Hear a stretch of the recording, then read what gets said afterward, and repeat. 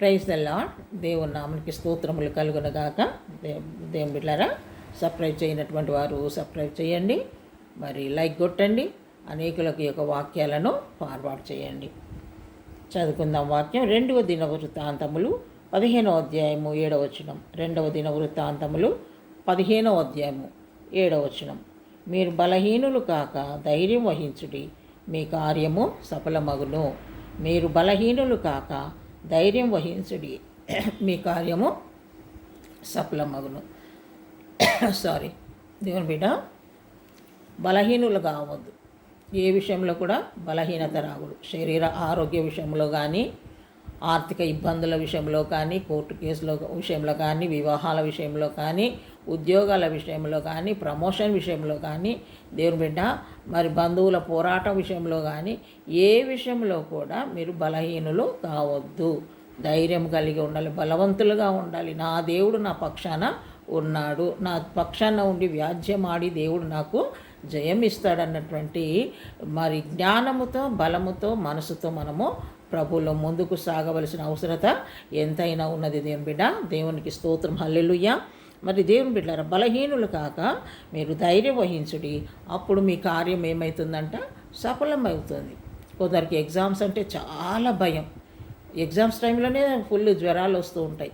ఆ విధంగా కాదు, బలం కలిగి ఉండాలి. బాగా చదివినప్పుడు నా దేవుడు నాకు జ్ఞానం ఇస్తాడు, నేను పాస్ అవుతాను, నాకు దేవుడు ప్రమోషన్ ఇస్తాడు, నాకు జయం ఇస్తాడు అన్నటువంటి నమ్మకంతో నువ్వు ప్రభువుల ముందుకు సాగాలి.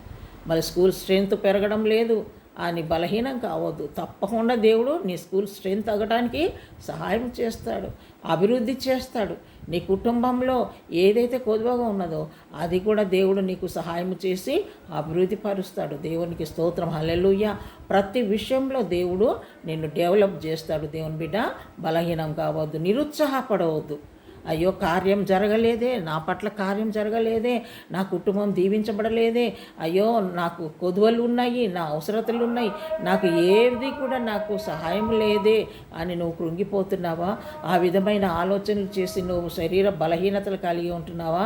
దేవుని బిడ్డ, నువ్వు బలహీనం కావద్దని ప్రభు ఈరోజు నీతో మాట్లాడుతున్నాడు. నువ్వు బలముగా ఉండు, నీ కార్యము దేవుడు సఫలపరచబోతున్నాడు. దేవునికి స్తోత్రం, హల్లెలూయా. కార్యం సఫలపరిచే దేవుడు నీకు తోడుగా ఉన్నాడు కాబట్టి నువ్వు ధైర్యము కలిగి బలముగా ప్రభువుల ముందుకు సాగు. దేవుడి కొద్ది మాటలు మన ఆత్మ మేలుకై దీవించనుగాక.